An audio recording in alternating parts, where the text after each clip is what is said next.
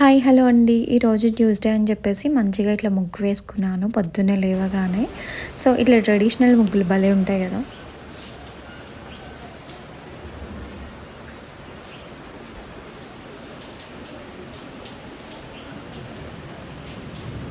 ముగ్గు వేసిన కొంచెం సేపటికి ఇట్లా మంచిగా వర్షం వచ్చిందనమాట. సో ముగ్గు మొత్తం పోయింది.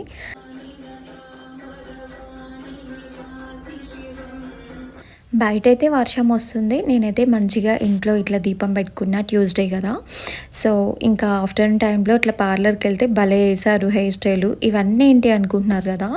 మా శ్రీత శారీ ఫంక్షన్ కోసం అని చెప్పేసి నేను కట్టుకునే శారీ ఇది సెలెక్ట్ చేసుకున్న రెడ్ అండ్ ఇట్లా పీచ్ కలరు. సో ఇంకా దానికే నేను బ్లౌజ్‌కి వర్క్ చేద్దామని చెప్పేసి స్టార్ట్ చేశాను. కొంచెం మిర్రర్ వర్క్ ఇంకా కుందన్ వర్క్ లాగా చేశాననమాట. ఇంకా కష్టపడి అటో ఇటో 2 హ్యాండ్స్ కంప్లీట్ చేసేసాను.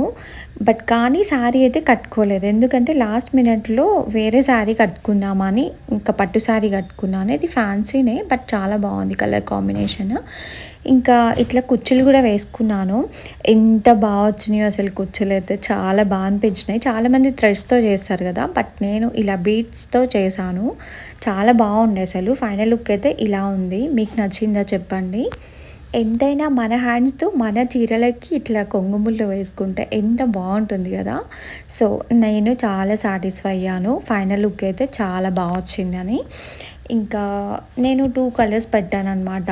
దీంట్లో పింక్ ఉంది, రెడ్ ఉంది. ప్లస్ మిడిల్‌లో నాకు బీడ్స్ సరిపోక శారీలో వచ్చిన కలర్స్ కూడా కొన్ని యూజ్ చేశాను. చాలా బాగుండే. ఓన్లీ శారీ కుచ్చులు ఇంకా బ్లౌజ్ ఒకటి రెడీ చేసుకుంటే సరిపోతుందా? దానికి తగ్గట్టుగా మ్యాచింగ్ బ్యాంగిల్స్ కూడా ఉండాలి కాబట్టి సో బ్లౌజ్ పీస్ ఇట్లా రా సిల్క్ బ్లౌజ్ పీసెస్ నా దగ్గర చాలా ఉంటాయన్నమాట. నేను తక్కువగా ఎక్కడ వస్తే అక్కడ తీసేసుకుంటాను. రా సిల్క్ తీసుకొచ్చుకొని పెట్టుకుంటాను.